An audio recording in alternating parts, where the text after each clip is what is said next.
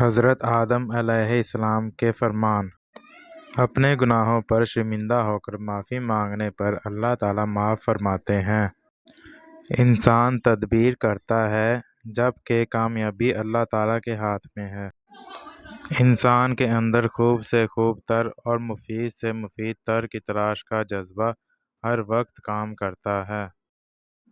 انسان کے اندر شرم و حیا ایک فطری جذبہ ہے۔ ایک اندھا دوسرے اندھے کی قیادت کرے گا تو دونوں غار میں گریں گے۔ آنکھ والا وہ ہے جو اپنے آپ کو دیکھے، یعنی اپنے عیب وغیرہ۔ بیٹا، کسی کو اللہ تعالیٰ کا شریک نہ ٹھہرانا۔ جفا کشی اور محنت سے انسان محتاجی سے آزاد رہتا ہے۔